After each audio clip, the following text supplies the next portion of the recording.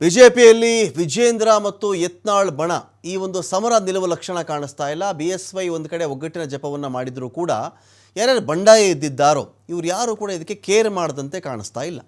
ಯಡಿಯೂರಪ್ಪ ಅವರು ರಾಜಿಗೆ ಒಂದು ಕಡೆ ಒಪ್ಕೊಳ್ತಾ ಇದ್ದರೂ ಕೂಡ ಯತ್ನಾಳ್ ತಂಡ ಇನ್ನೂ ಕೂಡ ನಿಗಿ ಕೆಂಡದಂತೆ ಕಾಣಿಸ್ತಾ ಇದೆ. ಯತ್ನಾಳ್ ತಂಡ ಈಗಲೂ ನಿಗಿ ಕೆಂಡದಂತೆ ಕಾಣಿಸ್ತಾ ಇದ್ದಾರೆ. ಅವರು ದೆಹಲಿಯಿಂದ ವಾಪಸ್ ಆಗ್ತಾ ಇದ್ದಂತೆಯೇ ವಿಜೇಂದ್ರ ವಿರುದ್ಧವಾಗಿ ಕಿಡಿಕಾರಿದ್ದಾರೆ.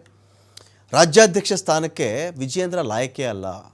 ಯತ್ನಾಳ್ ತಂಡ ಮಾತಾಡ್ತಿರೋದಿದು ವಿಜೇಂದ್ರ ಅನ್ಫಿಟ್ಟು ರಾಜ್ಯಾಧ್ಯಕ್ಷ ಸ್ಥಾನಕ್ಕೆ ಅಂತ ಹೇಳಿ ಈ ಕಡೆ ಯತ್ನಾಳ್ ತಂಡ ಮಾತಾಡ್ತಾ ಇದೆ. ಜಾರಕಿಹೊಳಿ ಅವರು ಮಾತಾಡ್ತಾ ಇದ್ದಾರೆ.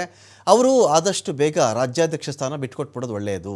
ವಿಜೇಂದ್ರ ಅವ್ರಿಗೆ ಇನ್ನು ಹುಡುಗಾಟಿಕೆ ಬುದ್ಧಿ, ಹುಡುಗ ಬುದ್ಧಿ ಇನ್ನೂ ಕೂಡ ಎಳಸು ಬೇಡ, ಅವ್ರಿಗೆ ಈ ಹುದ್ದೆಯಲ್ಲಿ ಆಗಲ್ಲ, ಅವ್ರ ಕೈನಲ್ಲಿ ಬಿಟ್ಟುಬಿಟ್ರೆ ಒಳ್ಳೆಯದು ಅಂತ ರಮೇಶ್ ಜಾರಕಿಹೊಳಿ ಮಾತಾಡಿದ್ದಾರೆ.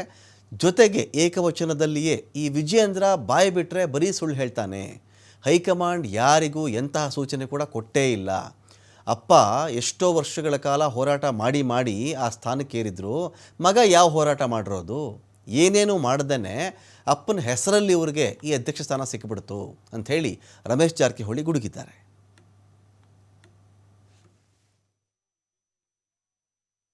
ನೋಡ್ರಿ, ಮಧ್ಯದಾಗಿ ವಿಜೇಂದ್ರ ಅವರಿಗೆ ಭಾಳಷ್ಟು ನಾವು ಮನವಿ ಮಾಡ್ಕೊಂಡೇವೆ.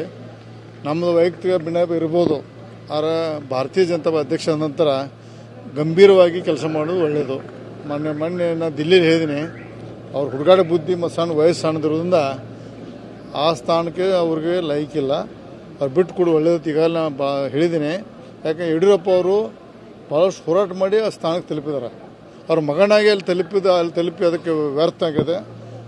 ಅವ್ರಿಗೂ ಸಹಿತ ಯಡಿಯೂರಪ್ಪನ ಹಿರಿತನಕ್ಕೆ ಅವ್ರಿಗೆ ಮಾಡಿದಂಥ ತ್ಯಾಗ ಹೋರಾಟಕ್ಕೆ ಸಹಿತ ಮಂಕ್ ಆಗತೈತೆ ಅನ್ನೋ ಸಂದರ್ಭದಲ್ಲಿ ಅವರು ಬಿಟ್ಟು ಮುಂದೆ ಎಕ್ಸ್ಪೀರಿಯನ್ಸ್ ಅಂತ ಆಗೋದು ಒಳ್ಳೆಯದು.